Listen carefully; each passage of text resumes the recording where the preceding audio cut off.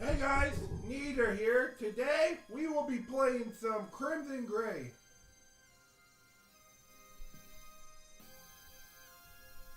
We're back with some more Crimson Gray.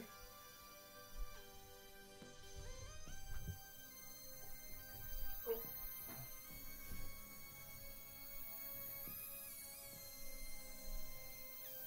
Give me a moment to...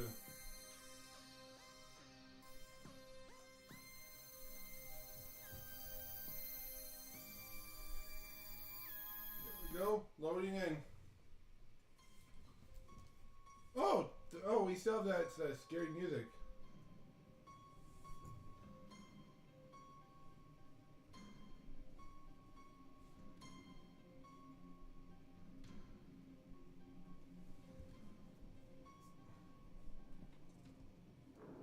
Hold on.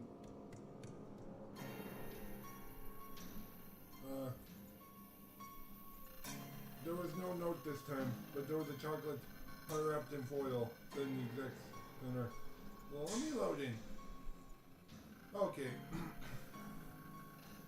The next day, John went as early as possible and approached his locker anxiously. He wasn't sure what he wanted to find. Okay, I guess I already read that, but I'm gonna read it again. There was no note this time, but there was a chocolate heart wrapped in foil.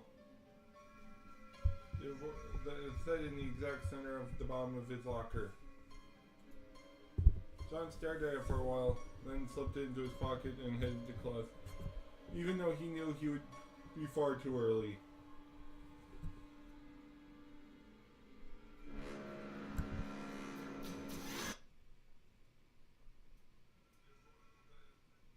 Okay. I'm just checking just to make sure. Sometimes I'm using some stuff just to...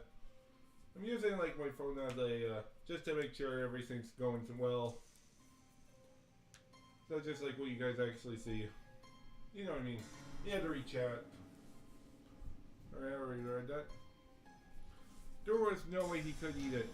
If it was really a prank, they might have slipped a laxative or something inside of it. That was kind of the thing his friends thought was funny. What is a laxative? I do not know what a laxative is.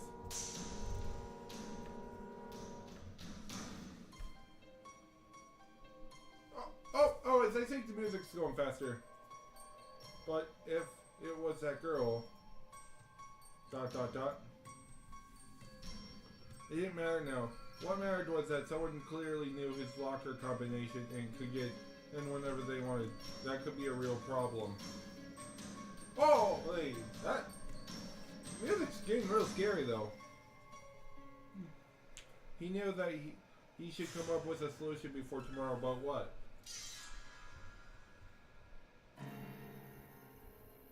I wonder.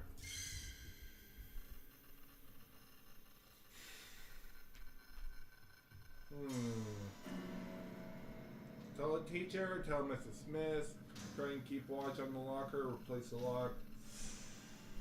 Leave a note.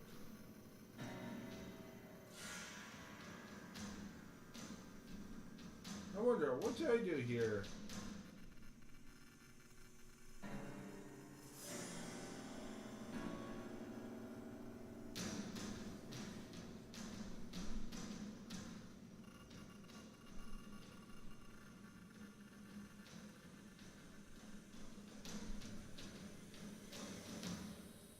Let's see here.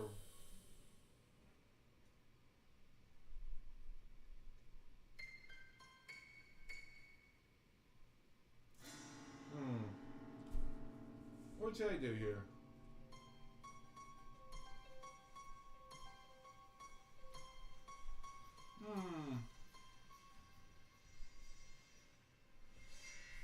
Yeah, I think I'm gonna switch. I'm actually it's actually afternoon right now. If you guys were wondering what was the extra light about, it's just, it's kind of like, you know, it's still in like daytime. Yeah, I'm thinking I'm either lean towards either leave a note or tell on someone. Yeah, I'm gonna leave a note. John cut a small sheet of paper from one of his notebooks and wrote thanks on the inside and set it in his locker. If it was a prank, that'd throw the pranksters off. And if it was someone who meant well, hopefully they just take it as normal gratitude. John headed home and once his homework was done, quickly fell asleep. And the next morning he thought he spotted someone outside his window, but there was no one there. Huh. Really, is someone stalking us? Yeah, even though I have the title on, since I actually know what the game's about, though. When he opened his locker the next day, his note was gone.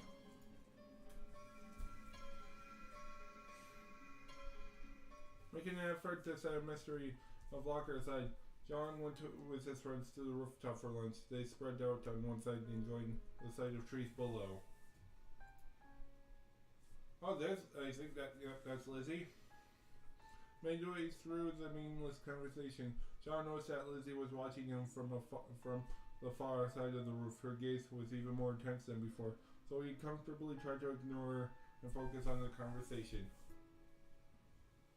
Yeah, but I'm wearing my cat shirt. Looks like the confession tree's in full bloom, huh?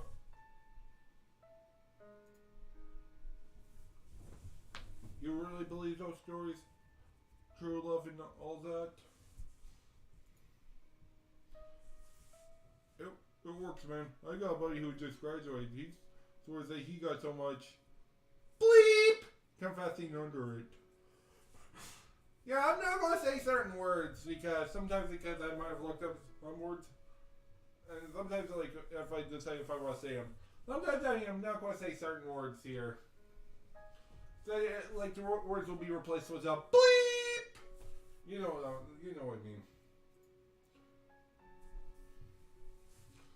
Well, if he kept doing it, then it's not true love, is it? Who is it? Come on. People have been confessing there for years. You certainly think everyone would confess under the tree if it did nothing? No, man. I think it's a tree of lust. It doesn't guarantee true love. Just getting, laid? I'm not sure what that means.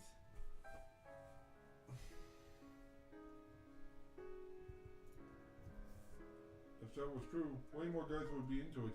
But it's mostly girls from what I've seen. What do you think, John? I don't know. Don't be that way. You dream of a girl confessing to you under that tree, don't you? Yeah. Like that crazy stalker chick? It'd make your heart go a flutter if she confessed, wouldn't it? The tree is magic, man. I'm telling you. Even a sad sack like you could get lucky if you confessed there. Don't be stupid. It's just a tree. Whoa! Whoa. I'm gonna skip that.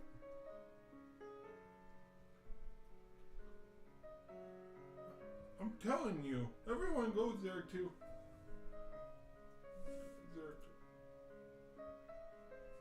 Only because people like you keep telling these stories.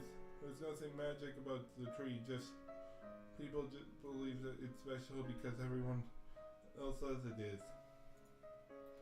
Girls think the tree's romantic, so of course they're more likely to agree there. And guys would have to turn someone down in front of an audience. That's all it is. Shit, man! What is wrong with you today? With an attitude like that, you're never going to get a girl. You told the tree, it'll bleep you down. Oh, yeah.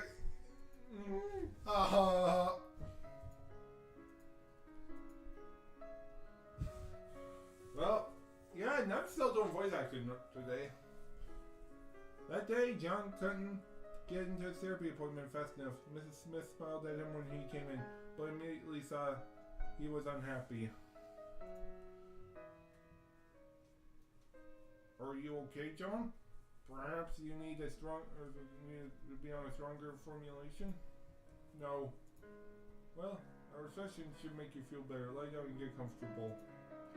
Mrs. Smith, does Paxitine have any visual side effects? I should hope not. Tech has the highest of standards for every drug it puts out, and Paxitine is nearing its final clinical trials. Are you having any vision problems?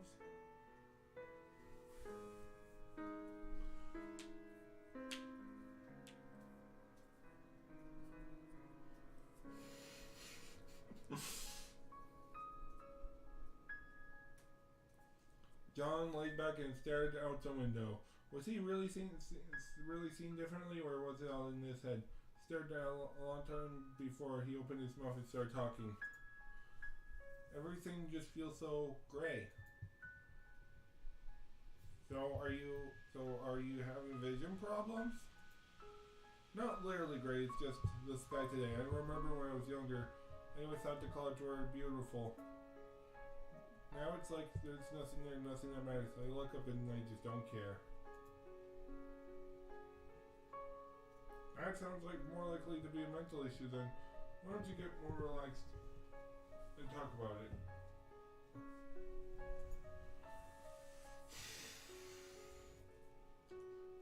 Taking a deep breath, and John did his best as usual. After talking with Mrs. Smith for long enough, he felt not better necessarily, but at least not miserable.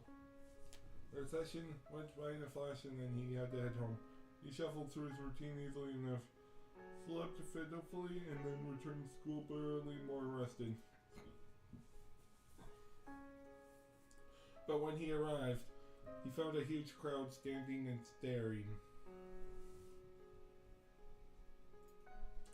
What's going on?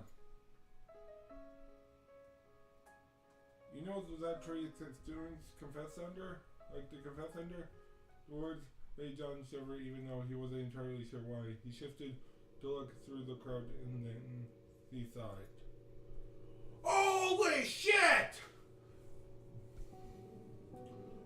Achievement unlocked. A special kind of romance. Oh, I think that's some crazy stuff. Oh, yeah, my face cam's actually blocking most of that stuff, I believe. Parts of the tree were still burning, but the rest was char. The ashes coated the ground near it. His throat was dry, as if all the ashes were filling it. What happened? The cops are coming to check it out, but the shop teacher said it looked like arson. Someone covered the tree in gasoline and burned it down. Well, okay, I guess someone decided to go fire that tree. Yeah, it's kind of I kind of made a reference to one of my, to a previous game I played on the channel where I would be like, hey, guess what? You're fired! And then you probably know the rest if you watched me long enough. I think you'll know that I played different games similar to this.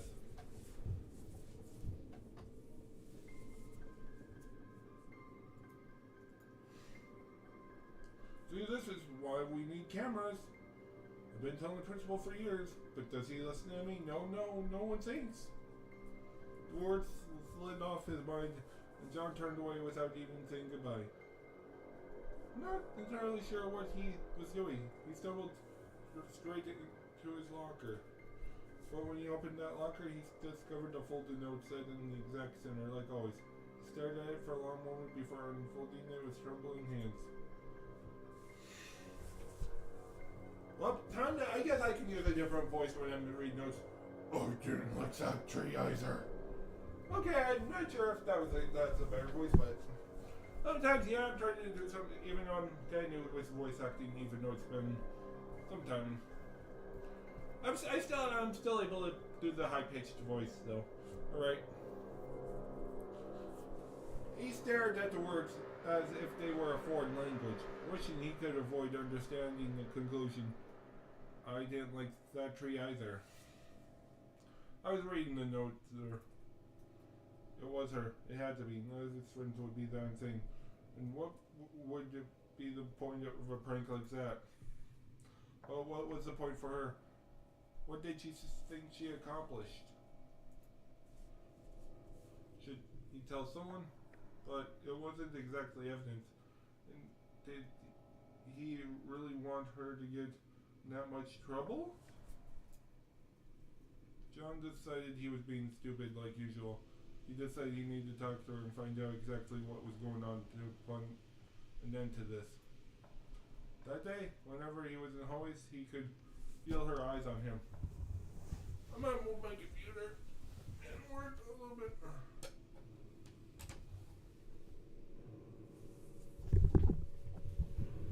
Yep. Yep.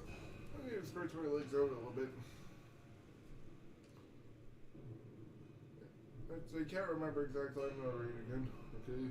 That day, whenever he was in the hallways, he could feel her eyes on him. With every passing moment, he became more sure that she had burned the tree down.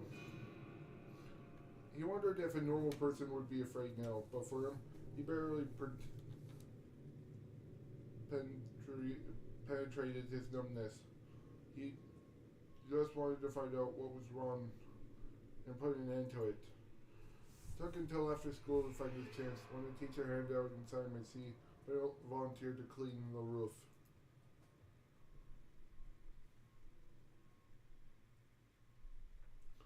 John stepped onto the roof and headed to the far side.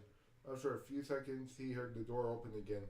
He ignored it and instead climbed up to the tank. The upper area was meant to be blocked off, but the janitors had stopped putting up the ladder years ago. He turned into shock. She was already coming up the ladder behind him. Reaching to the top, she held her hands close to her chest and shuffled her feet demurely, but there was a spark in her eyes. Hello, Lizzie. Are you never going to greet me? Hello! I said it! Why are you following me? Because I Could this girl really have burned down the tree? It didn't seem like she had it in her. Were you the one leaving notes in my locker? Yes! How did you know my combination? I watched you! You left me a note! It was almost too much! I took it home and I will keep it forever and ever and ever!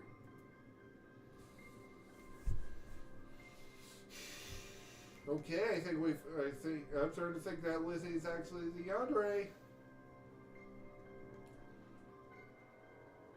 John realized that he was way over in his head, yet his mouth was still moving, asking the inevitable question. Why did you burn it down? Because it was a stupid tree! You're so smart! You said it just right! It was awful and stupid and I hated it! And I hate it!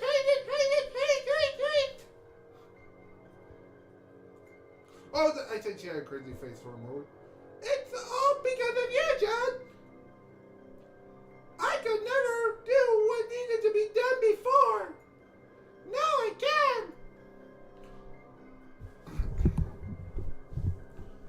She wasn't stable. She wasn't even close.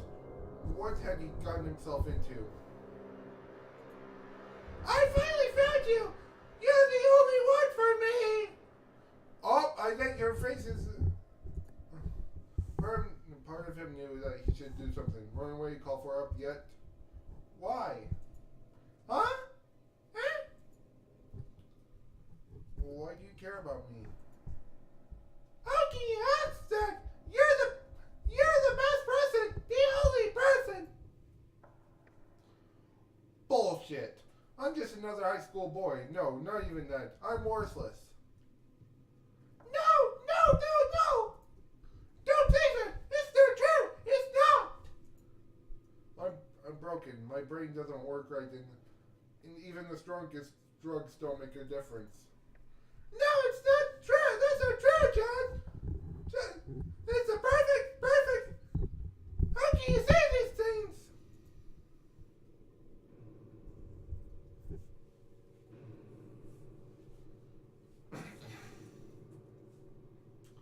The way her words flow together, addressing him directly one moment and in third person the next, bothered him almost as much as the look in her eyes.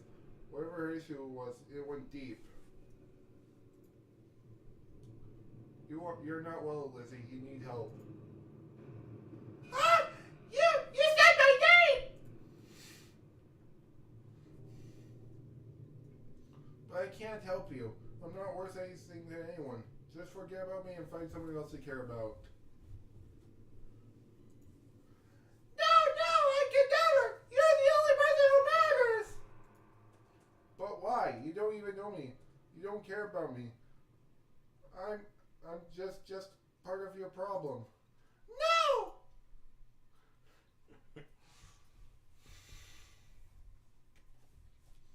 It would be better if I was gone. Maybe you'd get better then. That's not true! It's not! I love you, John! I've always loved you! I've watched you always! You're so good and kind and perfect, and even to a girl like me! I don't know why I'm laughing, but I think it's just some kind of like something after I do voice acting. He could barely listen to her words. John found himself wandering closer and closer to the side of the building, and she followed him automatically. You're so sad, but you're still kind! I don't know how! You should be broken like me, but you! I can't help you. If you want to help yourself, you need to forget about me and get real help. No, don't say that! You're confused! Yes, confused! Poor John is so depressed, he's not thinking straight! He doesn't understand how much I love him! Holy shit, she's got a knife! I think okay, that's starting to show some yandere signs! He needs my help! The world froze for a moment. The moment that the knife glinted, and he could do was stare at its edge. You just need someone to take care of you! I'll stop anyone who says unkind things about you! No! I should take you home and keep you there! Yes, safe! Yes, you just need some help!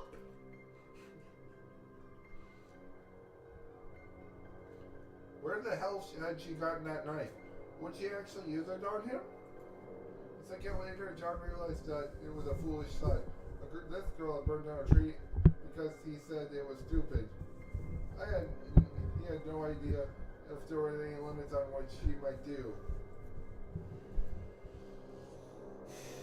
You know, would that really matter? He spent nights lying in this bed, wishing he'd never have been born. Wishing he had the same way to end it all. You can't threaten me. John! Get away from the edge! It's not safe!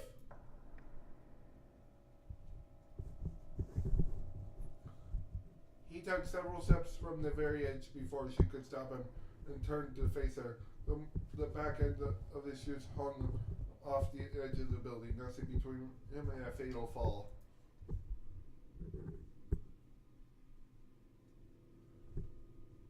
My life matters so much to you? Stop toying around with me.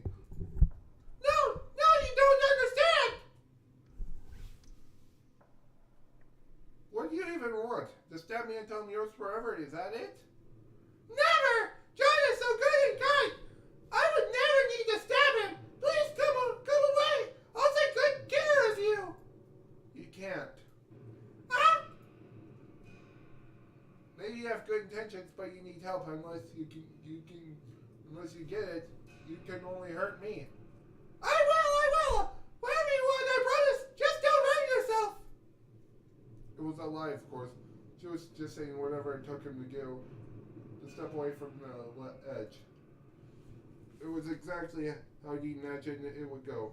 He'd stand at the edge, and everyone would say all kinds of lies about how much he mattered to them because they cared for the first time.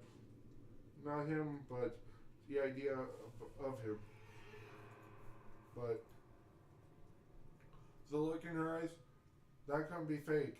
It might be a twisted love, but she loved him utterly. she needed help too. But he could be the one to help her, assuming she didn't stab him.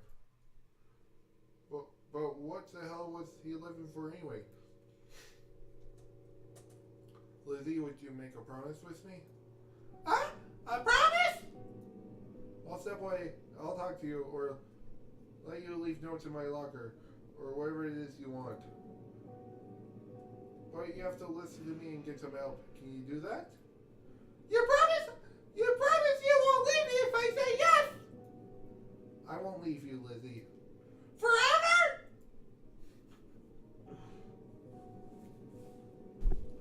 The answer is stuck in his throat and he hesitated, wondering if he wasn't making a mistake in saying too much.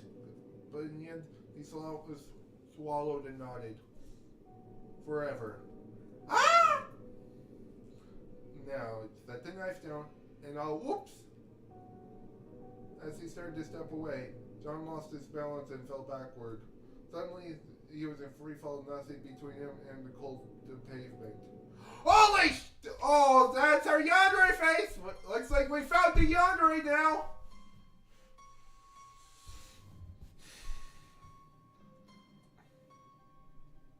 At that moment, Lizzie lunged forward insanely fast and grabbed his wrist. Impossibly, she held him up. Her body was in, yet somehow she had stopped his fall and held him with one hand. Her eyes held a mixture of unstable fear and twisted desire. In that moment, he knew with absolute certainty that if he had fallen, she would have thrown herself off after him. You can't die, John! You're the only one! The only one!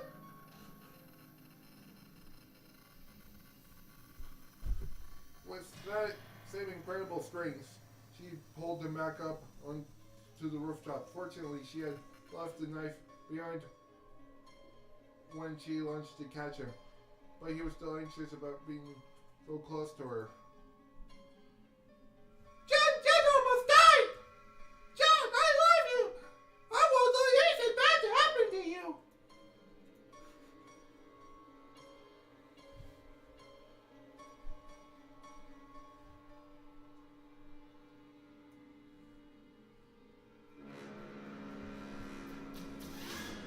It was clear she was completely unstable, but was she actually dangerous? She seemed to care about him more than anything. Or was he just so pathetic that he'd latch onto anyone who showed him the slightest sign of affection? Worthless. You'll keep your promise, right? Of course! So tomorrow, we'll go talk to someone, see if we can't get you some medication. Is that okay? If that's what John wants, then of course it's okay! Good then, perhaps. But I want more than that! I love you, John! I told you over and over! Why don't you love me too?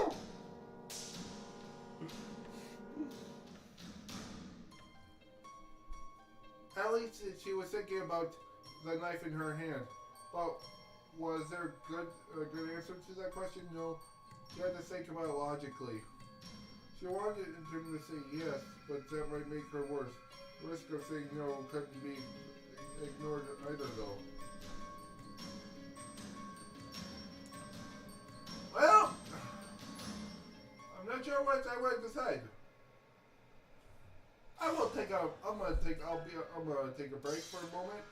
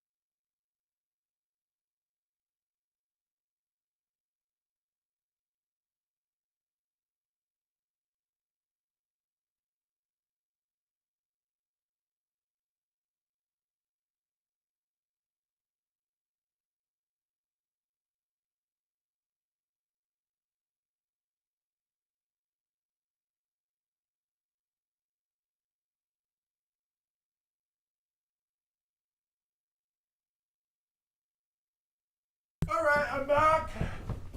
Now let's.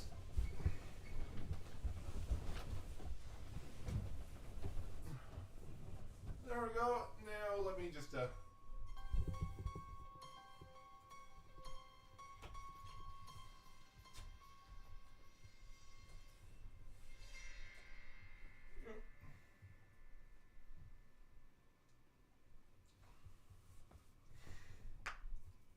I'm not sure. Hold on. Oh, I think I might need to do another save for a moment. It'll be another minute.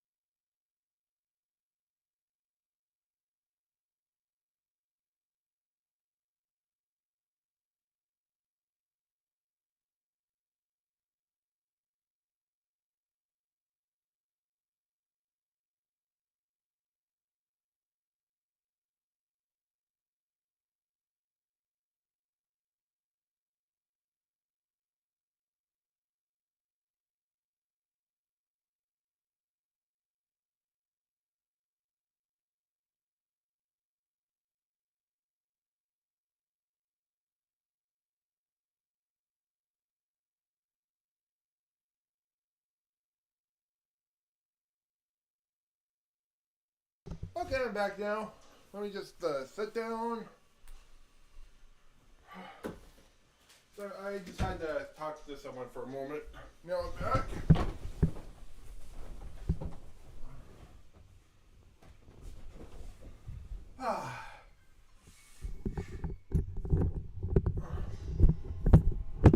Yeah, I think after deciding,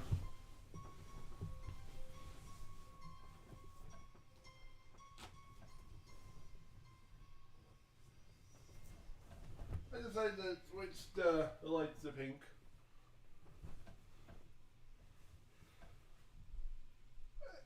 But I'm not sure. I think I'll either have blue or green. Maybe I'll actually have it red.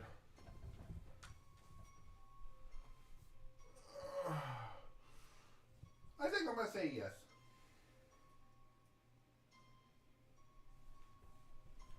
Lizzie, I don't know you very well, but despite all this, I think you're a good person. No, I'm awful! John is just being kind! And not answering the question! I want to get to know you better, Lizzie. Maybe that I could love you. He said it! John desperately hoped that wasn't a mistake. He hoped this all wasn't a mistake. But he hasn't been stabbed yet. And after today had gone, that was good enough for him. Then I'll see you later, okay? I'll be watching you, but yes, later! You're not going to do anything crazy? No! John loves me! That's all that matters! We both need to get to class, but we'll talk tomorrow, okay? Okay! It looks like I'm going to use my high-pitched voice a lot now.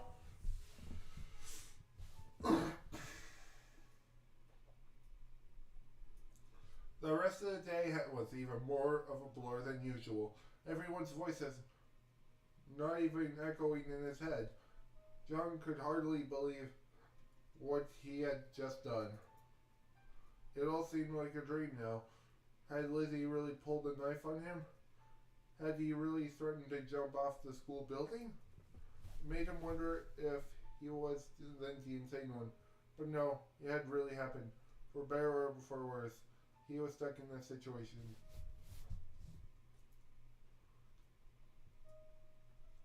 Only when he was headed to bed did John realize that he felt strangely alive, even better than after its therapy sessions. Maybe it was the brush with death?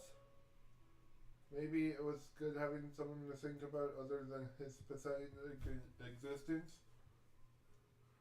But he felt almost good.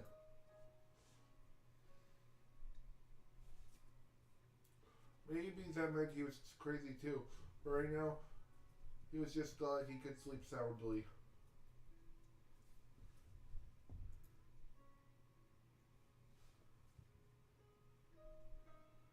In the morning, it all seemed even more unbelievable.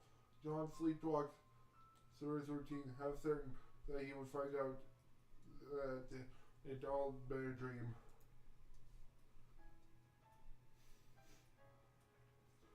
But when he arrived at school, he found Lizzie waiting for him by the school entrance. She looked like she could have been waiting there for the entire night. When she saw him, her face lit up. John, you're finally here! I've been waiting so long! Good morning. Yes, it's a wonderful morning! I spent so long too nervous to talk to you, but afraid that you would hate me. But we had such a nice talk, now I'm barely nervous at all. But my heart is still goes crazy every time you get near, John. Whoa! Seems like I still have enough high-pitched voice energy. Yo, what's up, O'Malley? How are you, man? I'm doing good. Yeah, how's your day, O'Malley? I hope you've been having a good day so far. And I I got a question. What do you think of my high-pitched voice? Is it very good?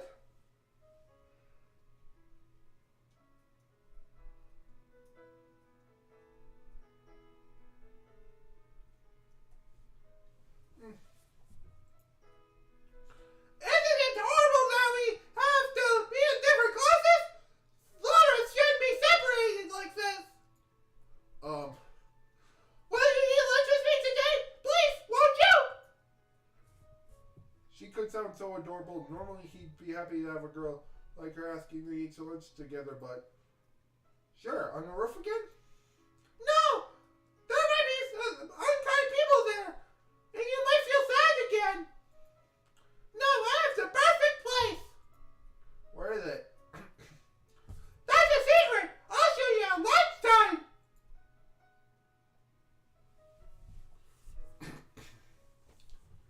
He really wasn't sure how to feel about that.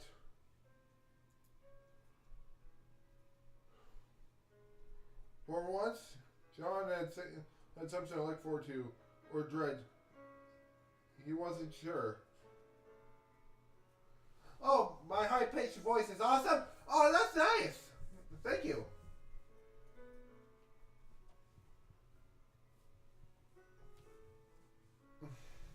Yeah, and sometimes I might have some, like, you know, friends and other stuff that watch me once in a while. Sometimes some people might think my high-pitched voices can get a little bit annoying sometimes, but I can see why. Yep. Okay, I'm going to start reading stuff again. For once, John had something to look forward to, or dread. Wasn't sure. The minutes seemed to crawl by until it was finally lunchtime.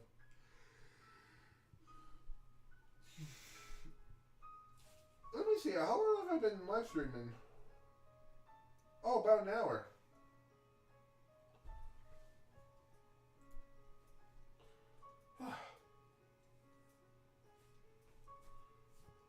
When he went looking for Lizzie, he discovered that she was waiting behind him, completely silent, watching him. Hi, Lizzie. Let's go! Let's go!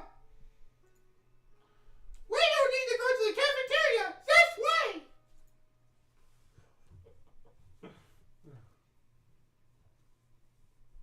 She practically dragged him away from the school and onto one of the paths in the nearby forest. Soon, they got far enough that they couldn't hear any sounds from the school. Here's perfect! Just perfect! Did school get canceled today? Yeah, school got canceled for me.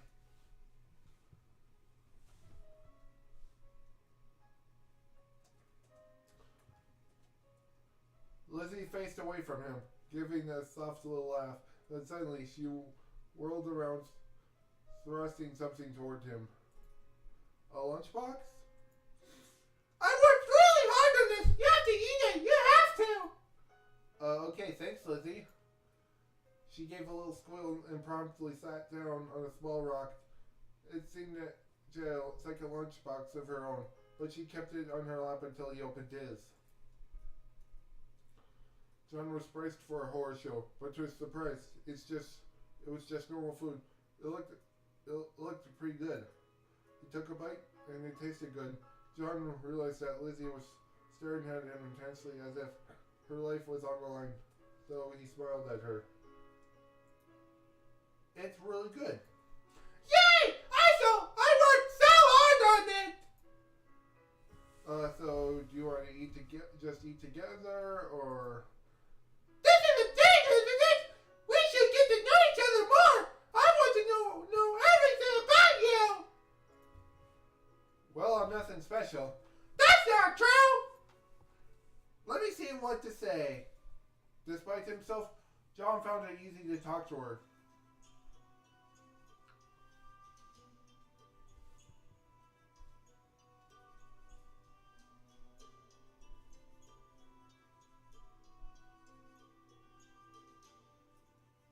Yeah, there seems to be lots of interesting music.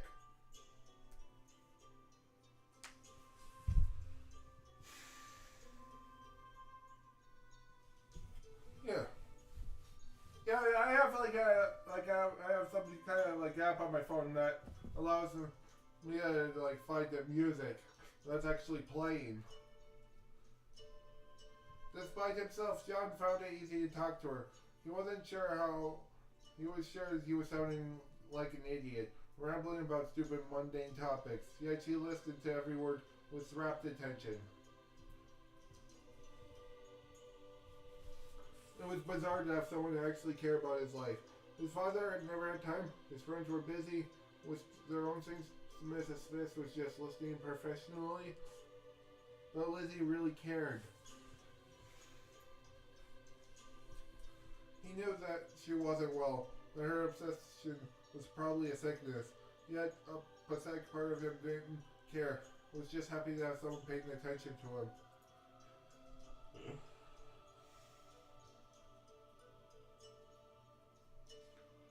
Only after talking for a long time did he realize that he was talking about himself like a self-centered jerk. She didn't seem to mind, but he still felt guilty. I'm sorry if I've been talking a lot. I can do that sometimes. Oh, don't apologize! I like listening to you talk! It's been pretty boring though. I mean, you already know a lot about me. I want to know everything about you! I've been watching you a long time! I know all the facts, but I still don't know everything! I can't see inside your head! That's where the most important parts of John are, but I can't see them! I wish there was a way to crack your skull open, see all the thoughts inside! That might be a lot crazy. John swallowed uncomfortably. You can always ask me what I'm thinking, okay? Okay, you're so nice, John!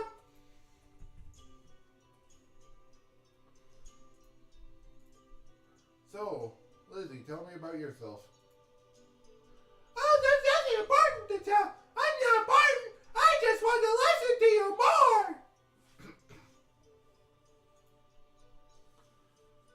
Yes, but if I want to know you more about you, don't you want to tell me?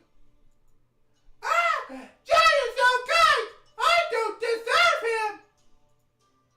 So, what about your parents? I live alone now! Neither of my parents want me anyway! I'm sure that's not true. They probably just... You don't have to make me feel better! I don't mind!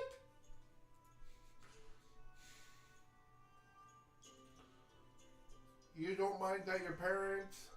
My father never loved me anyway, and my mother's dead now! My parents separated too. They never made it formal, but yeah, they're separated.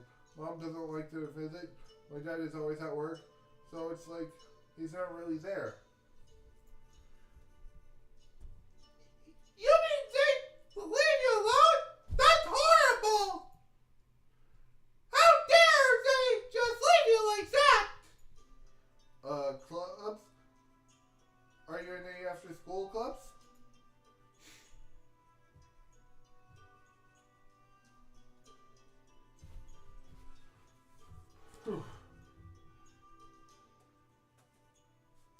I might need a moment.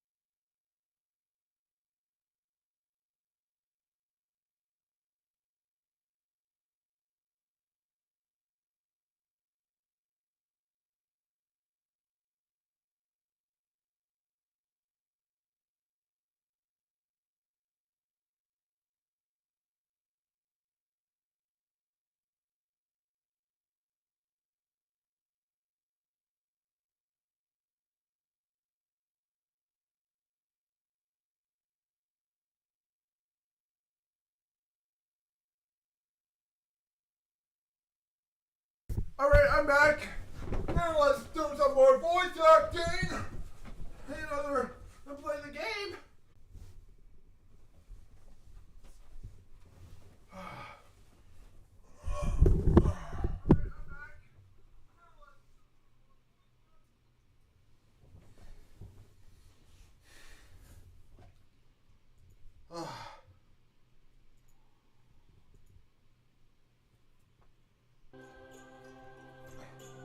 There we go.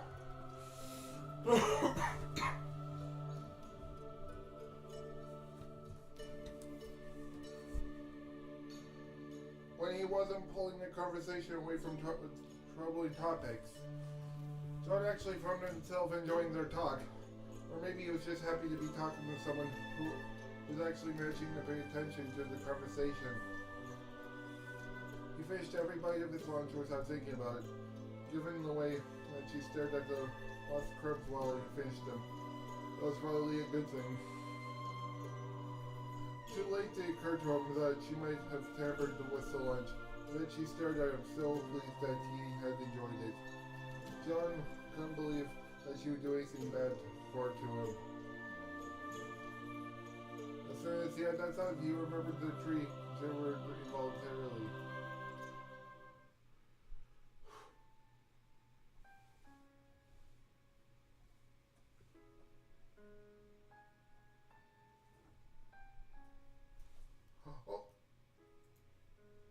Oh! Sorry about that. I just noticed that my thing was still lit up there.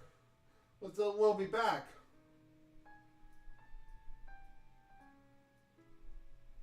You have to trust me that it was actually sitting on the same thing.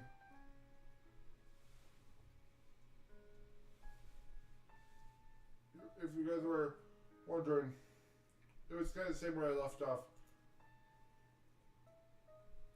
After school, John had barely gotten out of the door when Lizzie spotted Lizzie following him. Yeah, it's kind of a sometimes once in a while, sometimes I might actually accidentally leave the "we'll be back" sign on while I'm playing my game. It seemed that as though she was stalking him at first, but when he made eye contact, she gave him a sweet smile and skipped forward. John, let's walk home together! Do we live in the same direction? No, but don't worry. I'll walk back to my house later. Which meant she didn't know where he lived. But he really needed to be more cautious. Maybe we can do some sales. You remember our promise? Yes! Getting medicine and therapy has really helped me a lot. I hope it will help you too. Now, I think the easiest thing to do would be take you to Mrs. Smith. She could... No! No, I hate her. She's awful and wants to take you away from me. Wait a second, that's not true. She just wants to help. John is so nice. He can't see what kind of person she is. I have to protect him. Whoa. Lizzie, wait, calm down. If you don't want to talk to Mrs. Smith, we can do something else, alright? Okay. So probably best to not choose a woman. There had to be a male contact pharmacist in town. Maybe one of them could prescribe something. But he really wasn't sure how that worked. He had been counting on Mrs. Smith to guide the process, but now he had to figure it out himself. Lizzie, I need to do a little research first. Is that okay? Okay, I'll follow you. Maybe it'd be easier if I did it myself. No, I don't like that idea. I'll see you tomorrow, okay? You can bring another lunch. Okay, see you tomorrow, John.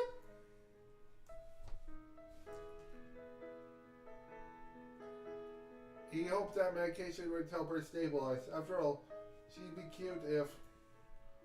Why exactly was he doing this? He had told himself it was to help her and make sure no one got hurt.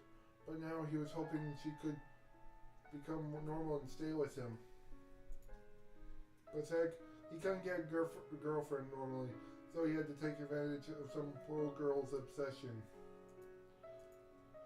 For now, it didn't matter. She really did need help, and he might be able to get her to it. It was a question of how. The best way was probably to ask for advice, either from Mrs. Smith or a pharmacist. He could try to research some himself, though he doubted that he'd be good at it. And he's supposed to wouldn't ask her if taking anything else or had allergies to something. Damn it! He should have done that earlier. Now it was too late to.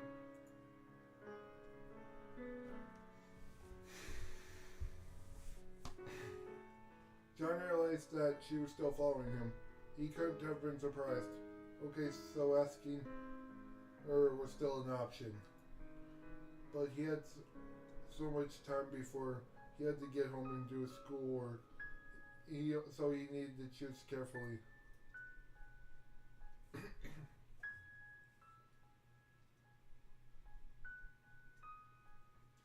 So let me see here. So I think I'll talk to Lizzie. Or only a moment here.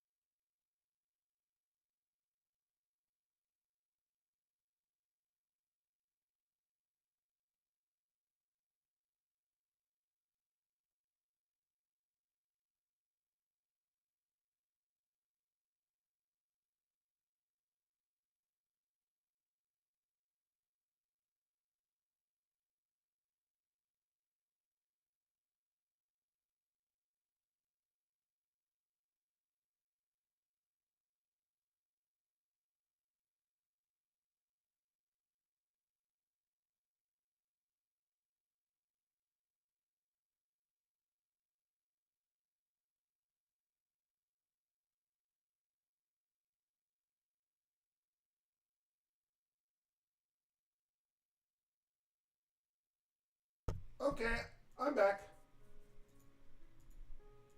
There we go. I think the logical thing is to talk to Lizzie. Talk to. Okay. Oh. Sometimes I might mess up someone's name once in a while. Probably just because of other words or something. Okay. John walked along the street until he was sure that Lizzie was slinking after him. Then turned and waved her. She waved back. Hi, John. Did you change your mind? Can we go home together? I knew you. No, I just wanted to check with you. Are you taking any vacation right now? Have you had any bad reactions in the past? Oh no! I've never taken anything! My mother always took too many drugs! It scared me when I was little! I see. Are you sure you're really taking you really already taking medication now then? Oh, John is so considerate! Don't worry, I'll be fine. I need to take your medicine every day to get better. I want to be like you! Okay, good. I hope it will help. I'll take anything that you give me, John! Stepping out onto the street, John glanced at his watch and decided he had some more time to research his options.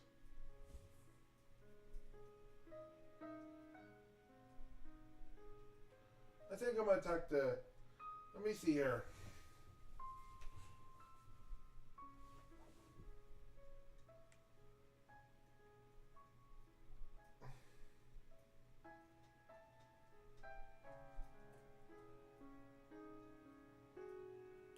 I'm wondering.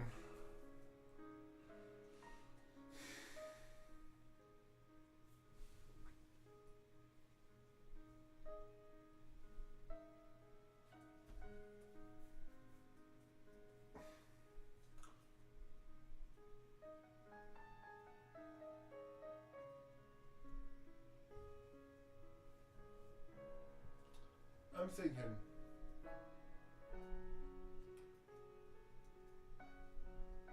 I think I will talk to Mrs. Smith.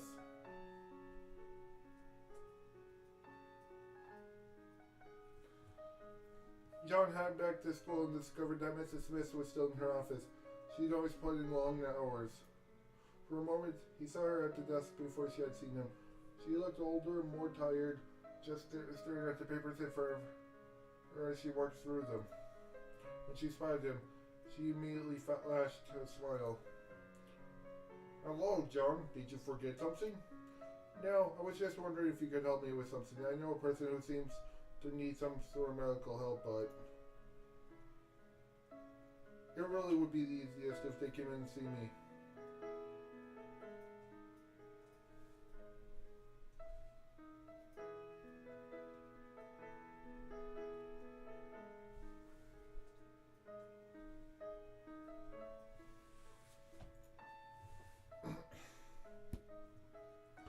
I'm afraid one of the issues is paranoia, I guess.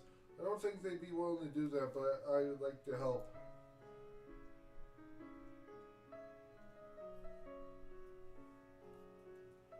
Well, maybe I'll do some, maybe I'll actually do a voice. I think I've done this voice before. Yeah, no, I played the...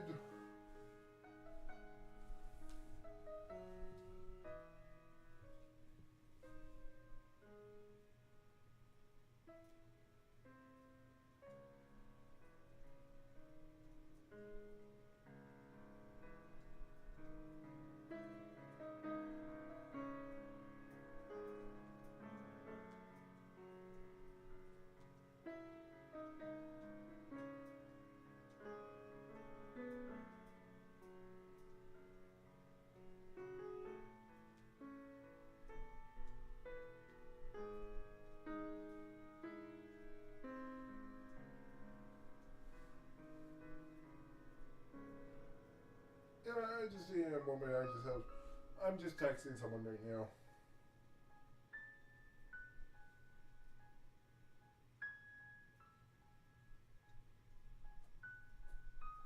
Okay. I think I'll do the Natsuki voice from Doki Doki Literature Club now for Mrs. Smith. Since I think it'll be a lot easier, thanks to more diversity. No, I think sometimes it will probably be once in a while thing where I might have to change voice actings because those are too difficult or something. Or if I find an easier one. Well, it's dangerous to diagnose someone indirectly, but if you describe them, I can at least give you some basic advice.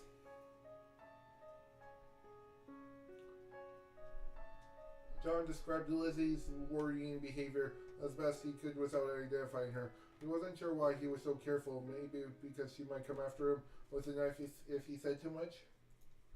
When he fished, Mrs. Smith nodded thoughtfully.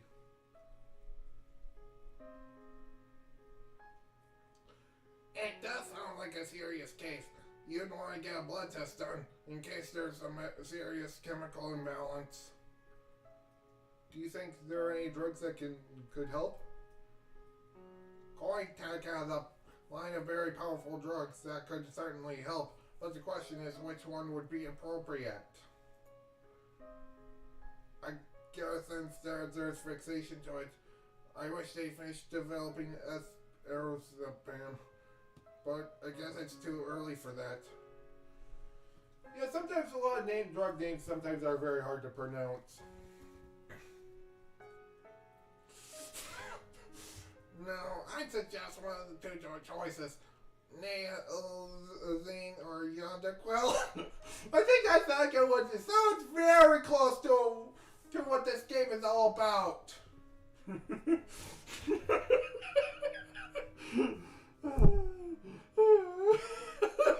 That's very clever. I've never heard of those, either of those before.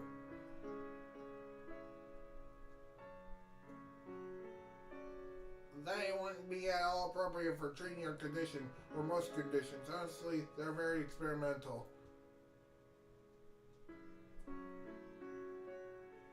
Yandere is a sedative and antipsychotic, while Kneader promotes focus and clear thinking. I'm not sure which one would be right. A decision like that should be really made by a medical professional. Are you sure I can't help directly? No, I'll be fine, thanks, Mrs. Smith. It was getting late and John realized he needed to get home quickly if he wanted to have time for his homework. On his way back, he was sure that Lizzie was following him, but couldn't get a clear look at her. At least only for one more day until the weekend.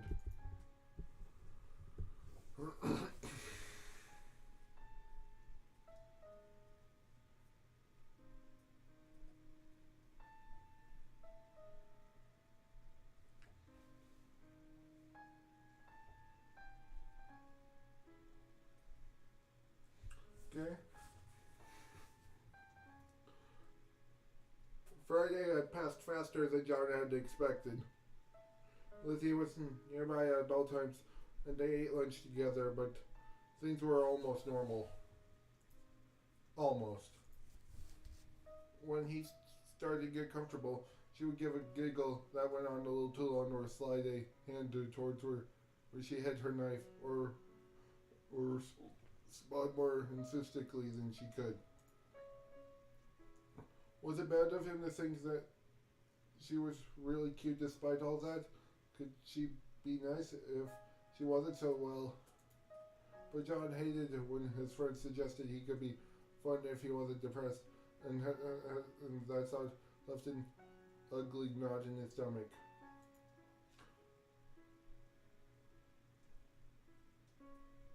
Well, it wasn't long now.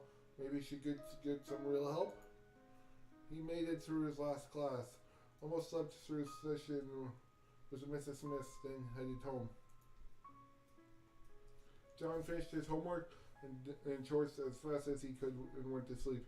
Going out in public always drained him, and he wanted to have enough energy for the weekend.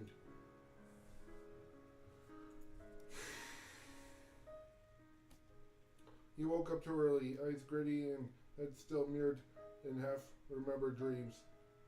John got up to get a drink and happened to glance out the window.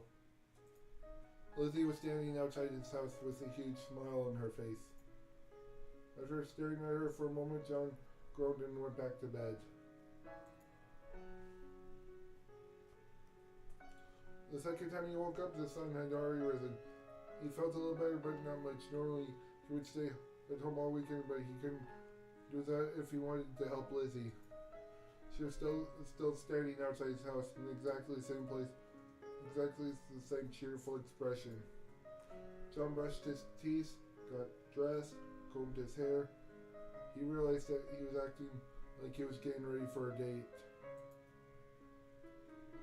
True, he sort of accepted her confession, but decided that it was what he wanted to deal with now. If he wanted to have a connection with her. Well, at least he was going out with a cute girl. He hadn't done that since middle school, and those were childish relationships.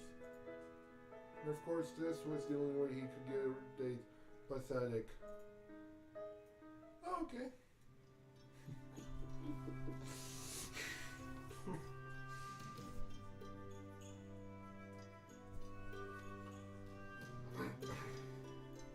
I got playtime.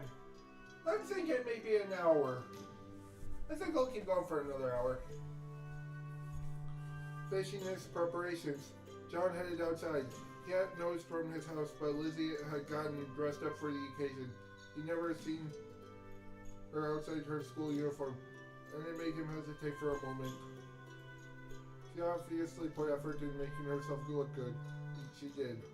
It would have been nice if not for how it made him worry about the level of importance she was attaching to the day. As soon as Lizzie saw him, her smile became even brighter than it had been while waiting. John, I'm ready! Good morning, Lizzie. Did you sleep all right?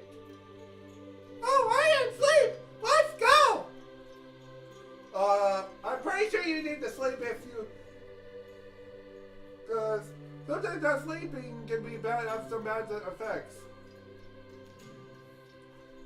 She practically dragged him down the street, apparently heading for the bus station, yet instead of looking forward, her gaze was fixated behind her on him. Do you have a plan, John? This is our first date! It needs to be perfect!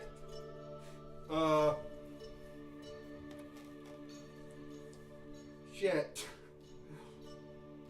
He should have known she'd treat it this way. It wasn't like he hadn't had enough time. He used to be good at playing. What was wrong with him? Other than clinical depression. God, he was such a mess. Alright, he had to sing. He used to be able to sing on his feet. He could do this. So I want to deal with the medication issues first. So the rest of the day can be fun, right? Sure! Whatever you want! If we get blood tested, we'll need to wait for a while. I was thinking we could get the test first and eat breakfast and then get the results. This should give us the entire rest of the day. That's such a great plan! Let's hurry! John was glad to hear her respond so happily. He wondered if she had said no matter what he told her.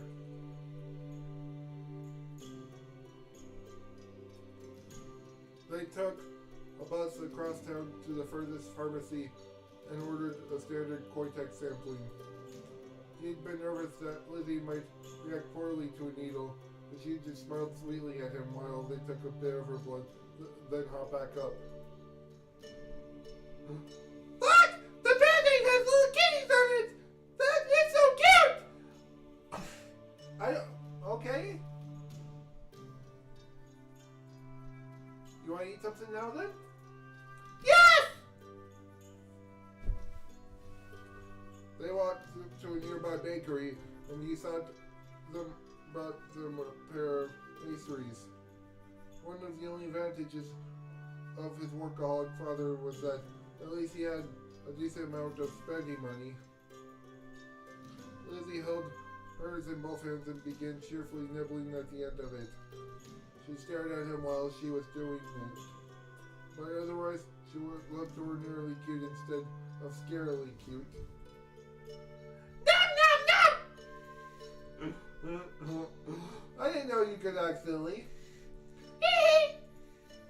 I don't hear you laugh very often! You usually look sad! And that makes me sad too!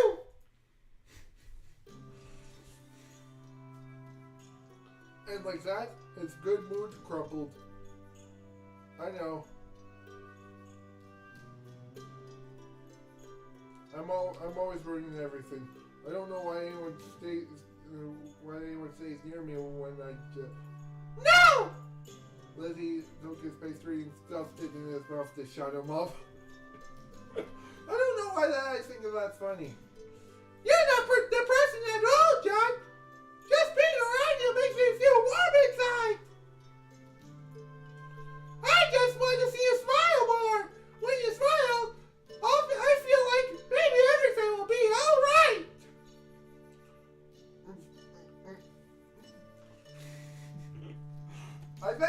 I think those noises were because he was still probably got food stuffed in his mouth. His attempt to talk around the pastry made Lizzie giggle, which made him laugh, which just set off a vicious cycle. After a fair coffee, he lost half his pastry, but regained his good mood.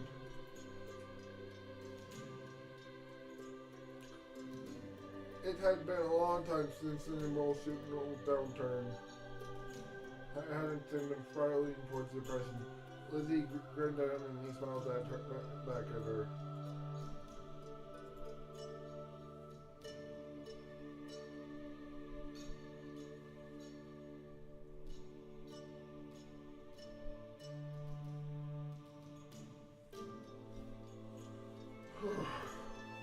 All at once, he felt guilty for trying to convince her to take medication. Who was he to tell her what to do? Or was he manipulating her obsession like this? It was only to help her, but did that make it any better? Thoughts troubled him, but they remained in the back of his mind as they finished eating, talking lightly. But then they were finished. It had been a while since the test. It's time to go back. Let's go get the results, okay? Well, John think differently about me? No, I just want to find a way to help you, okay? Okay!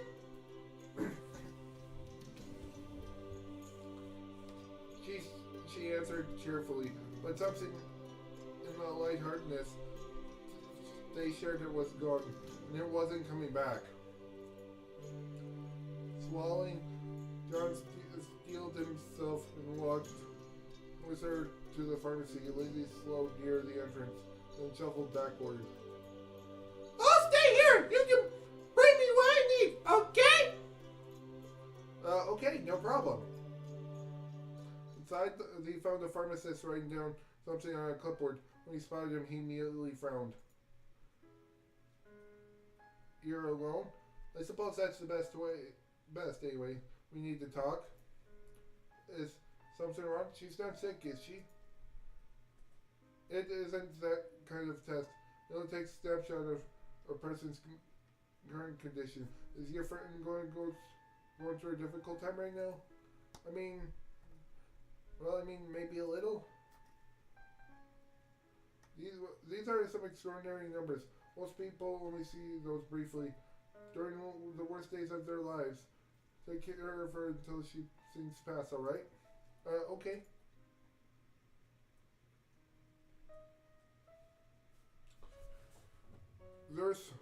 I think I'll probably use my normal voice for people with white text. And I'll probably come up with a different voice if I see different text.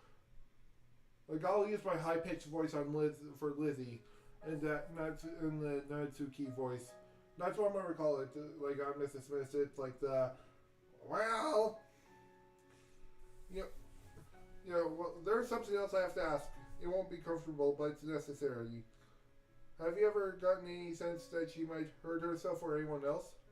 No, I can't imagine her doing anything like that. The lie was out of his mouth before he had even consciously decided to lie. John regretted it immediately, yet now it was too late to contradict himself. The pharmacy grunted and looked over his papers. Well, keep a close eye on her. Even the gentlest person could be capable of violence under conditions like these. Is it really that bad? I thought she seemed better lately. No, there must be some recent trauma she hasn't told you about. I'm certain of it. I mean, someone with numbers like these regularly, they would be completely incurable, insane, probably, and definitely a threat to society. I'm sorry, I didn't mean to imply anything. I'm sure she'll work through things and go back to normal soon. Can you prescribe anything? I can give you 2 weeks of either YANDERE or Kneader. That should get her over the rough patch. Just 2 weeks? Can't you prescribe more? Not without a much more extensive evaluation. But like I said, that's all you need. I'm sure she'll recover soon. But I really should be asking her directly, but in her present condition, I think it'd be safer to bend the rules and let you act like a family member. So which one do you think would be best for her? Let me see here. I think I'm gonna go with YANDERE. 2 weeks of YANDERE coming up. Try to help her rest, okay? Yeah, okay. Hiding outside, John handed the bag to Lizzie. She had pushed gently hard to get to this point, but he would never force her to take the medication. His father had used to talk like he didn't have a choice about depression medication, practically threatened to force feed him. John refused to do that to anyone else. But Lizzie didn't make an issue of it at all. Smiling at him, she opened the bag and took up one of the pills and swallowed it without even taking a drink. She given the label a careful look though. Okay, I hope you can love me now, John. Lizzie, no, I never meant anything like that. Please don't. That didn't taste bad at all. So, can we go on with our date now? John, can we?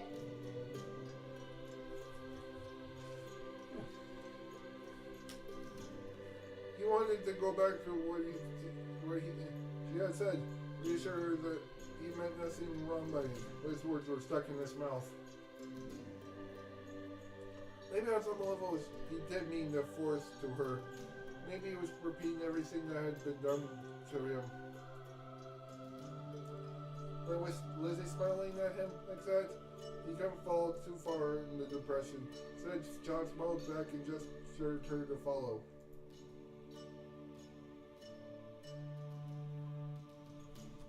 Was that any great ideas? John thought they should go walk to the park. The town had a pretty nice park, and it was usually empty this time of day. His friends were always said like a movie was the best first date, but he suspected they mostly wanted to try to cop a feel. Wait, I'm not sure if it's like cop as in like police or maybe it's cope or something. I'm not sure if they misspelled anything. I feel. Besides, he was worried that Lizzie would end up watching him instead of the movie. In the park, Lizzie happily skipped the long path, looking back to him, but at least looking at a lot of other things. As he watched, he realized she was definitely more stable than usual. She stayed cheerful and sweet without any threats of violence.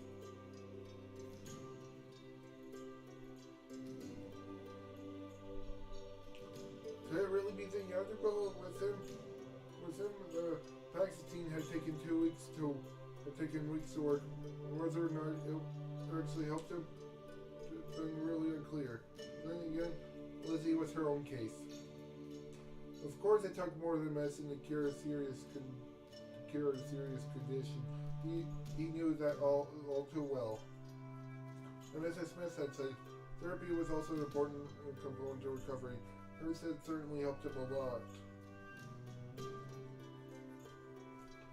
The third main component was a social support network.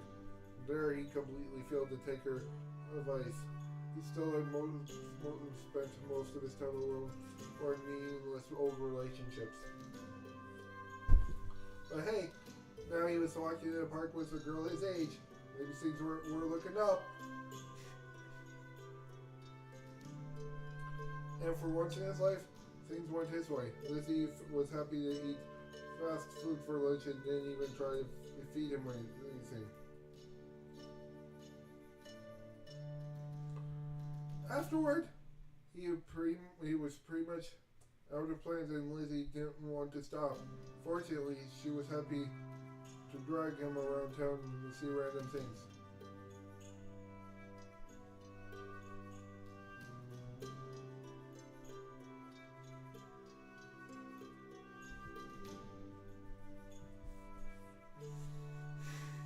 Wait.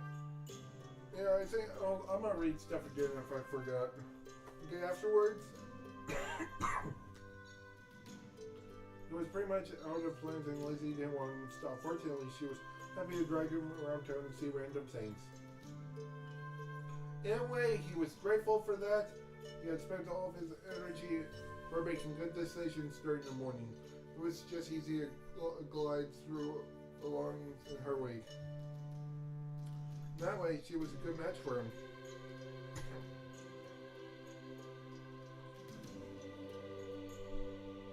I think I want to switch my light for a moment. When the sun started setting, John was actually surprised that the day really passed that quickly. He could barely drag himself through a lot of weekends. This was a welcome change.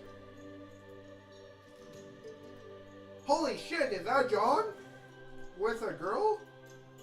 Hey guys. Is that the crazy chick you told me about? Oh yeah, that's definitely her. Are you that desperate, John? Given how much of a sad sack he's been lately, I'm pretty sure he is. Do you have girlfriends? You guys talk so much shit. Just leave Lizzie out of it, okay? Oh, fuck you, John. If she wasn't crazy, you would never get a girl as cute as her. Yeah, sometimes I'll probably drop an F-bomb in there. She is pretty hot. I don't get why she's with you. Yeah, that doesn't make any sense. This really doesn't make any sense. John, are you okay? You better not, or she'll realize how pathetic you are. His positive mood was completely gone. He knew he should check and see how Lizzie was taking the mocking, but this was the most he could do not to fall fire of self-hatred. As always, he felt like he should be stronger than this. Less emotionally fragile, and that just added to his self-hatred. If it had been anyone else, he might have crashed completely, but he knew these guys, and he was at the least familiar with their attitudes. John had pulled himself together and flicked a smile at them. Sounds like sour grapes to me. Yep, you all have fun with each other, okay? Come on, Lizzie, let's get out of here. He scoffed, but he didn't care. Taking her hand, he walked as fast as he dared out of the alleyway. When they were a safe distance away, he finally glanced at Lizzie and shivered. Her eyes were mutely staring intensely at nothing, and she was gnawing on her knuckle. Was there blood running down her finger? Abruptly, she squeezed his hand, then dropped both her hands behind her back and smiled at him. That was really sweet of you, John! You're always so nice! Don't let those guys bother you. They say a lot of stuff, but it doesn't mean anything. Is your finger okay? It'll look like... I'm okay! John, don't worry! Well, should we just keep going? Okay!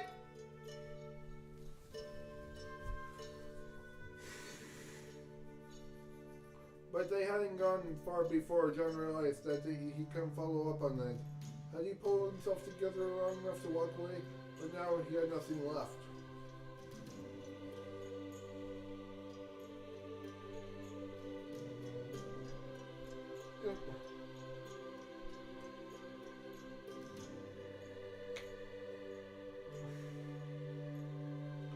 It was all too much. He wasn't usually outside and in public this much. And though being with Lizzie wasn't bad, but he wasn't stable enough for this much interaction. John, are you okay? I'm tired. I think I need to go home. Is something wrong? Did I do something wrong?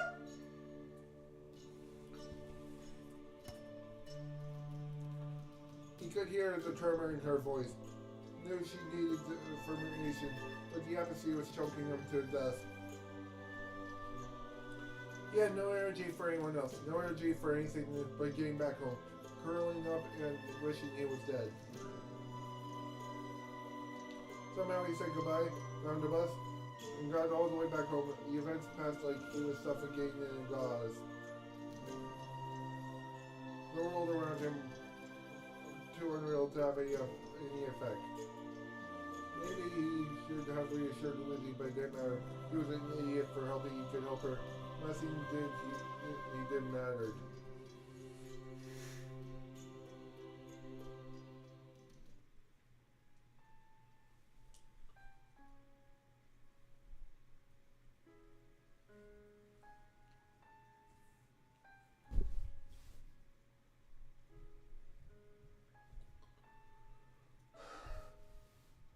On Sunday, John woke up utterly miserable. It took him several minutes to push the sheet off his face.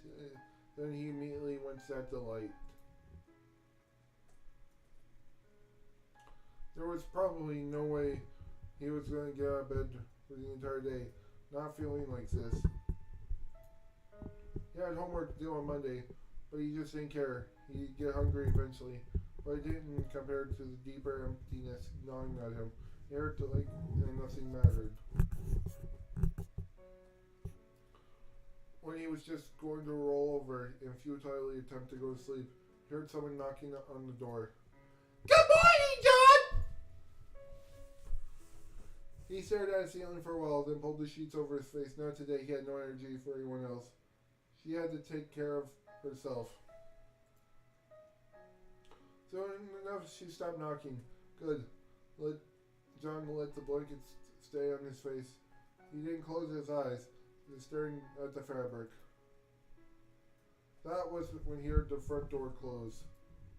Under normal circumstances, he would have been upset or uncomfortable, but the grip of depression, he barely registered what it meant.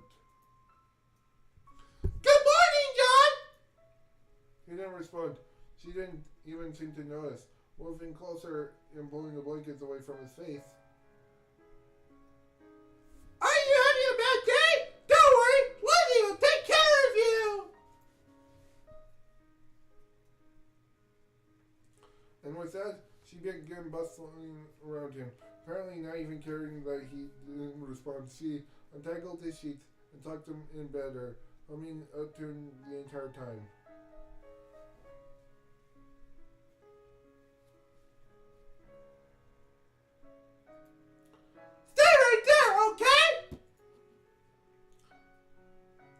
She gave him a peck on the cheek, and skipped out of the room. He heard her go across the floor and enter the kitchen and begin opening things. Strangely, just having her present helped. The worst part of the days he couldn't get out of bed was actually the boredom. He didn't want to do anything, but that left his mind grinding against itself. Now at least he had Lizzie to listen to. Slowly, like she found the pots, pans, and quickly turned on the stove. Since his mother had left, most of them didn't get much use. John's father never cooked anything, and though John had learned to cook for himself, he usually just used the same pan every day. Well, was she really going to cook for him? She he recalled that her lunches had been pretty good, so maybe he had something to look forward to. Lizzie popped in again, opened his window to let fresh air, and he was afraid that he would try to talk to him. But she just smiled when he looked at her and kept moving forward. Soon, she headed back out, still humming to herself. Eventually, she returned with a steaming bowl of soup. John stared at it, so he sat down on the bed and held the spoon for him. Eat up! You need your strength! It looked like she was going to hold the spoon in front of him until he ate it. John gave in and accepted the spoonful. Even though his gray haze, it wasn't bad. He opened his mouth when she fed him another spoon. After he ate the soup, she left him alone again for a while. He actually drifted so to sleep. It was heavy, exhausted sleep, but it was better than nothing. When he woke up, Lizzie was sitting nearby, staring at him with a dead look in her eyes. But John found that he didn't even care. She spent the entire day caring for him, always fussing around for his comfort and feeding him regardless of his objections. Somehow she managed to convince him to sit up, prop against the pillows, and once he was sitting up, it was easier for him to do something else like read for a while.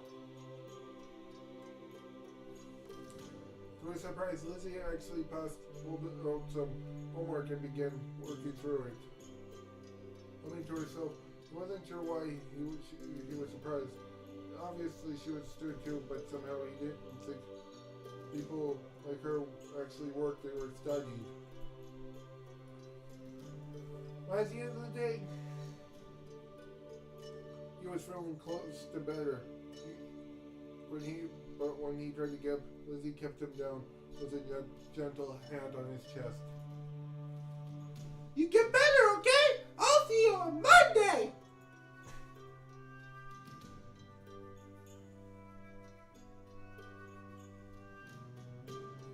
She stayed with him until he finally went to sleep for the night. It was only as he was drifting off peacefully that he realized that he had definitely locked the door the night before. Okay, I'll probably be on for another 30 minutes. On Tuesday, John and Lizzie ate lunch together as if everything was normal. In some bizarre way, it really was. Perhaps due to the medication, she seemed to be much more stable than before. She was sweet and kind at all times, always considerate and affectionate.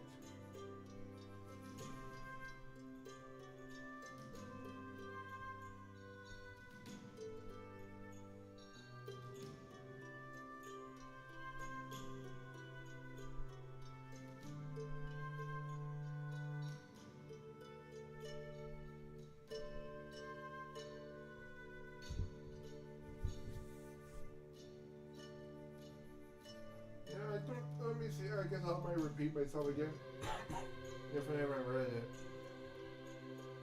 Perhaps due to the medication, she seemed to be so much more stable than before.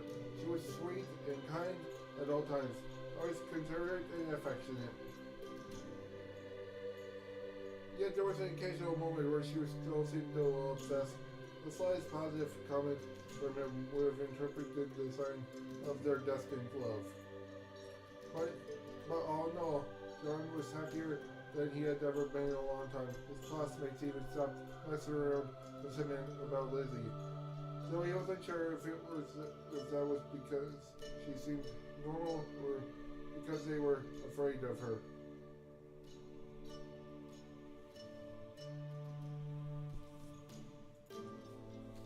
Yet he wasn't, not really. He had a hard time believing that anyone could really love him. Yet it seemed that Lizzie truly did. If anything, he worried that he could never love her back.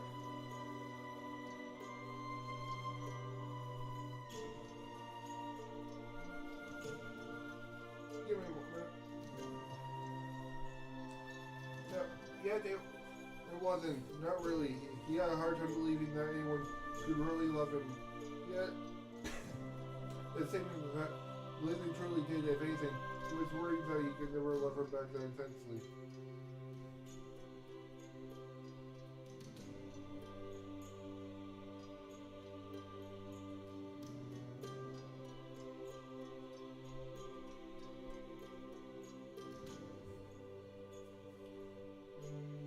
He could be worried that he could never love her back was that intensely.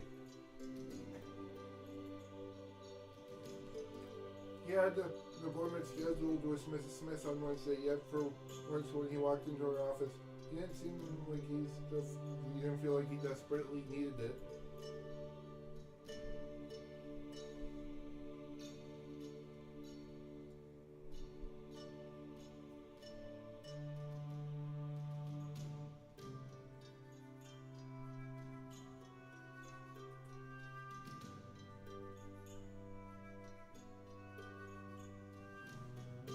Ready for your session today, John? Actually, I'm feeling pretty good. Maybe we should skip today's?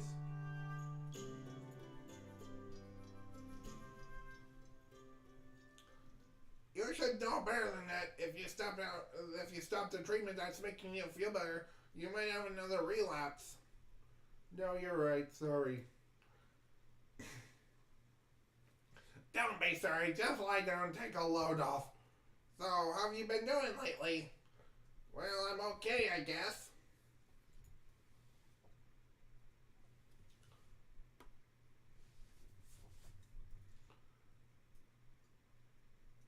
That's better than most weeks, so it looks like you're making progress. By the way, I see you pass with a girl. Are you two dating?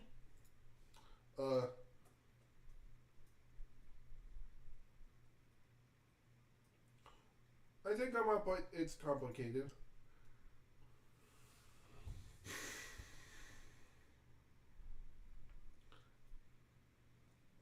I think the music's off now.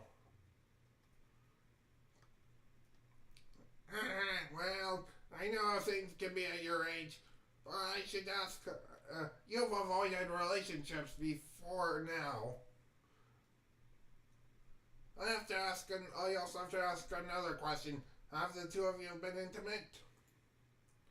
What? Oh, now music's back. How can you ask that?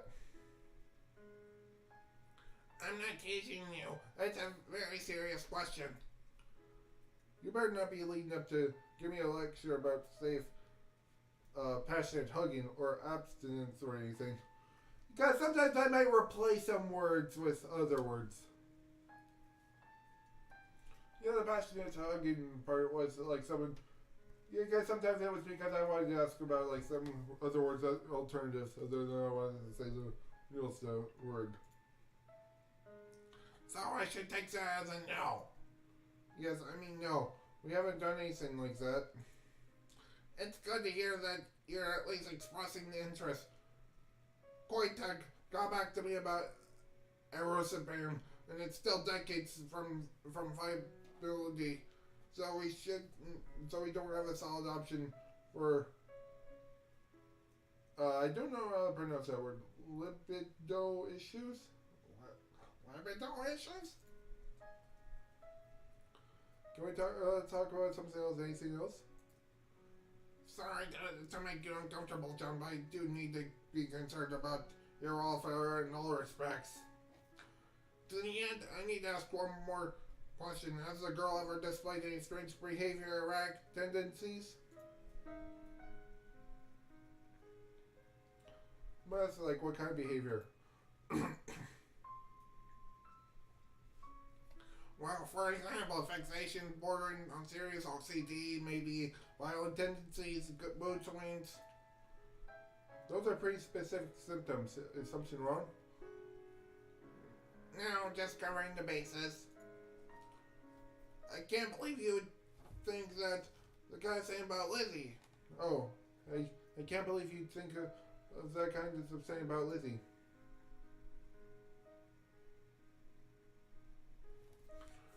I'm not being rude, John. This is important. You see, I looked up that girl's records, and to my surprise, I actually knew her mother. You knew Lizzie's mother?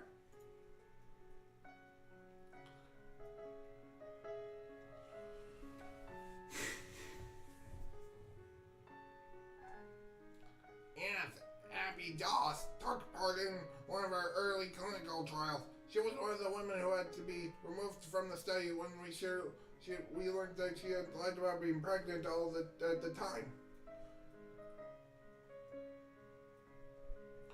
Well, as I said, she displayed addictive tendencies. I began to understand she began abusing prescription painkillers later in life. The poor girl probably had a hard childhood.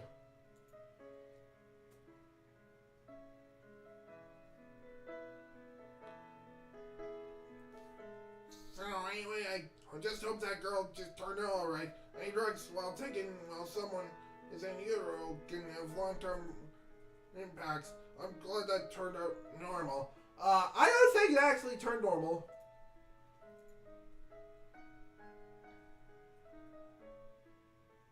Well, you seem so much better. I assume the issue of emotional greatness took care of itself? Yeah, of course. Mrs. Smith seemed so positive. He complained to himself, to tell her the truth, because despite the general improvement of his life, the aspect of it had not. Lizzie was a single spot of color in his world, but the rest was even grayer than before. The rest of the session passed in a gray blur.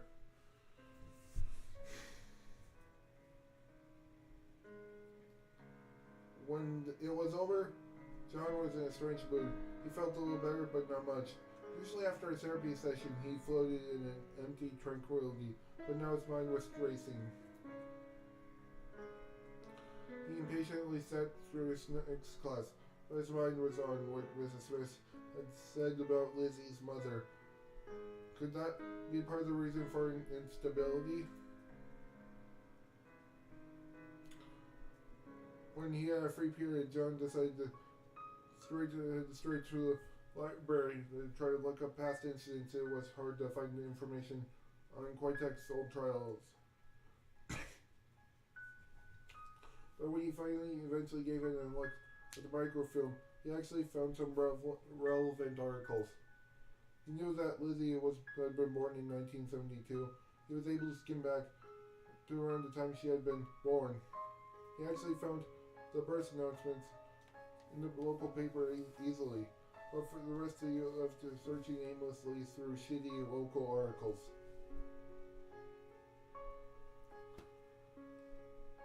And then all at once it was easy. There was a series of articles that took his research from a boarding rim to something that had him on the edge of his seat. Apparently before it was called Koitek, the company had been called Pharmavax. They've rebranded after a series of drug recalls had ruined their reputation. John sat back, unable to read any further. Was that really the explanation? It felt so cheap. It's easy to presume that Lizzie's mother had been involved in one of the recalled Pharmavax trials, and her unborn child must have suffered the consequences. Could that really have unbalanced Lizzie this way? If so, that meant that this was no phase she was going through. If her early development had been altered, she was probably this way for life. Yet the second emotion he felt was anger. Anger that Miss Smith or anyone else could think Lizzie was just some freak chemical accident.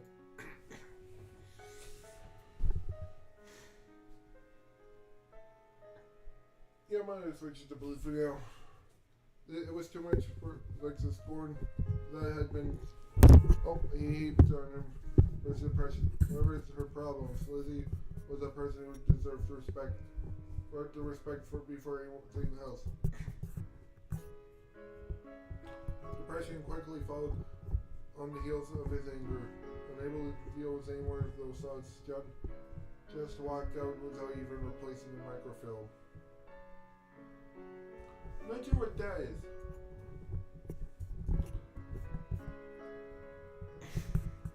drifted through the rest of the day, still stewing over what he had learned. At times he could almost convince himself that was a good thing. If drugs had unbalanced Lizzie, maybe they could balance her again. He could almost imagine them together, helping each other, maybe even getting married. When she passed him in the hallway, her eyes lit up, not in mere elation, but with a burning intensity. And in that moment, John was sure that Lizzie could be cured. The question was, did he want her to be?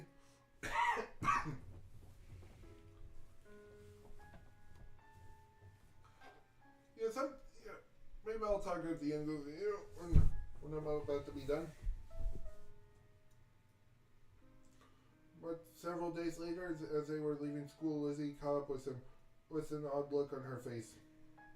John, I'm so happy! Really? I spent so long just watching you, imagining what it would like to say hello or hear you say my name, for you to look at me. Then we can actually talk like this. It's like a dream, a wonderful dream I never want to end.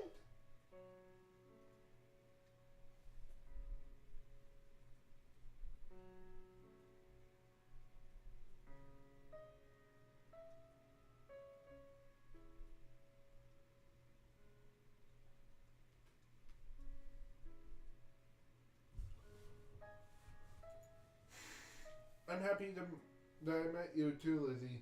The past week has been fun. Say, how is the YANDERE working out for you? No unpleasant side effects? That's wonderful. Thank you so much for giving it to me. Well, I hope you can find some. Hopefully, we can find you some more once this dose runs out. Some drugs you can renew week to week, but I don't know about this one. It could be a pain. Oh no, I wouldn't want you to get it and to get in trouble for me. But it's hoping, right? I want to be able to have more if you want. That's so sweet, but it's not necessary. It helped us get closer together. That's enough. But John, we've been dating since you accepted my confession. But we've only done normal things. I love being with you every single moment. But can we do something more romantic? They might as well. People already thought of them as dating. So she seems so sweet for so long. What's the worst that could happen? Please! We have a lot of options, considering that we have all next week off.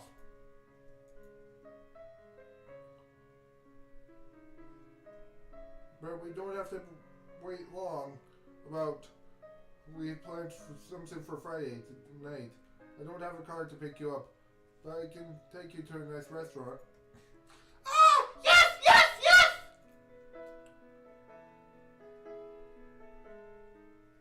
Good then, it's a plan. Friday, Friday, Friday, Friday!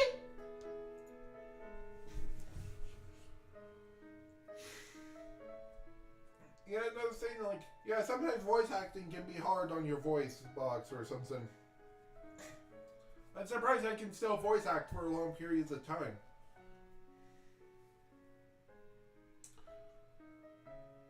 She would have to still have a day or two of vacation left on Friday.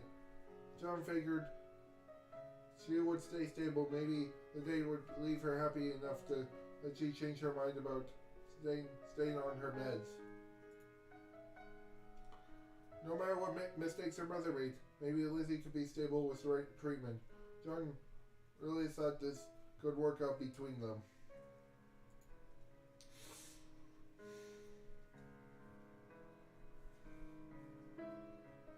Wow!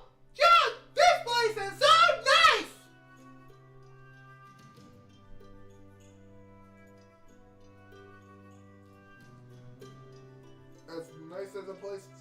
as they'll let high school kids in with only a few days for revisation anyway.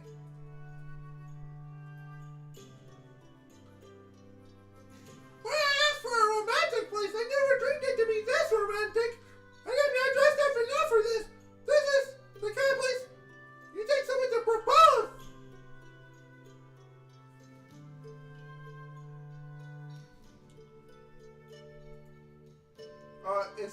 It's clear. I'm not going to propose.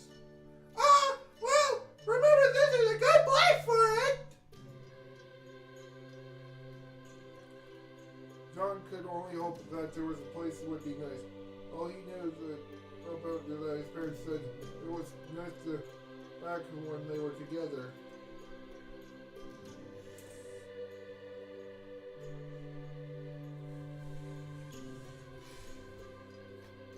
As they entered, and Lizzie was delighted by everything. The decor, the menu, the lighting, the food, or maybe she was really just delighted with one thing, the event itself. Fortunately, the staff seemed to find her adorable instead of disturbing, so John found himself relaxing even when they were just chatting idly. Lizzie was nice to be around. Midway through the meal, he realized that Lizzie was resting her hand on the table. She wasn't necessarily inviting it, but if he stretched, he could... Oh, I have to plug in my computer. I think my legs have been stretched enough now. Yep, just changing my position here.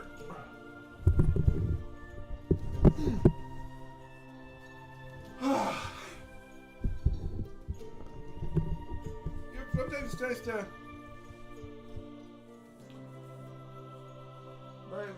If he strikes, maybe he said he could put them on top of hers. Take her hand. Yep.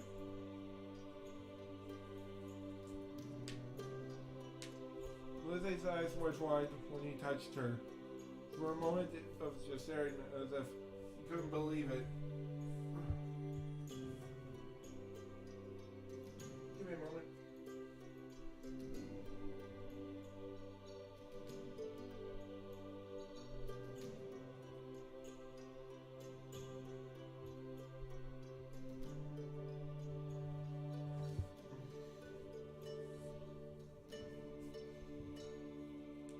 Just for Lizzie's eyes went wide when he touched her. For a moment, just staring as if she couldn't believe it.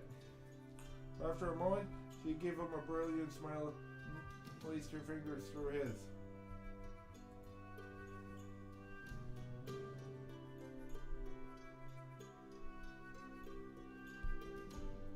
Okay, he meant to do that, but John decided that he could awkwardly hold her hand while they ate. That seemed to be Lizzie's intention.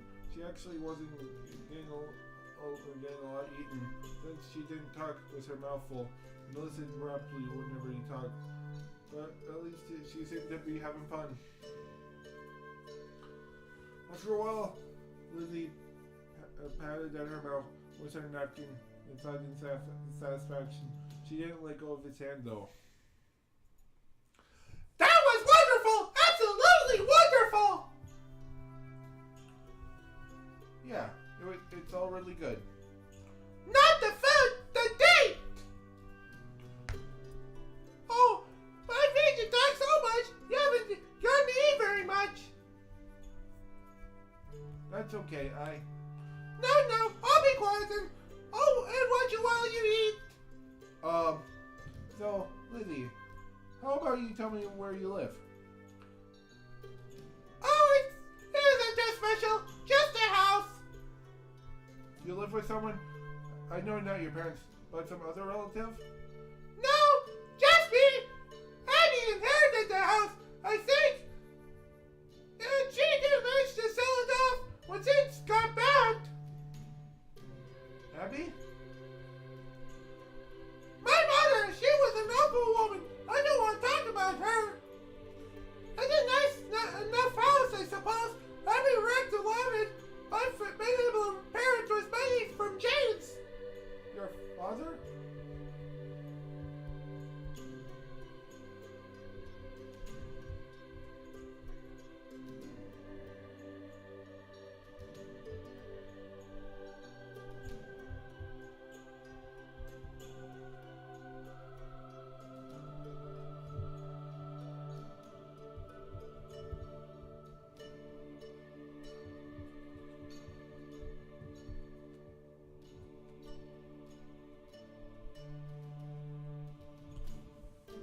father?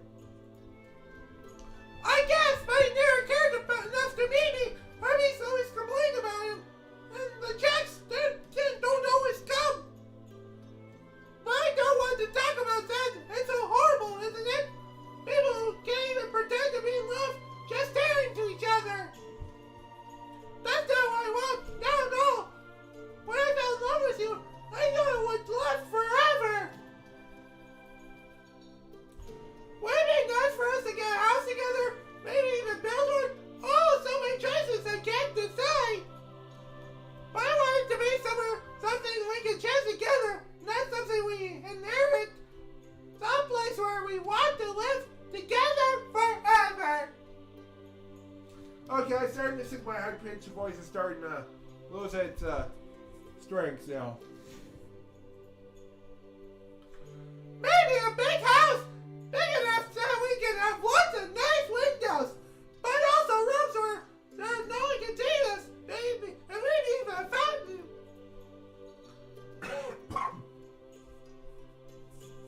Lizzie giggled and squirmed in her seat as if she couldn't contain herself. Her fingers in his gripped so tightly that it almost hurt. But now, I'm just saying things. None of the things really mattered. The only thing in our household care about is you.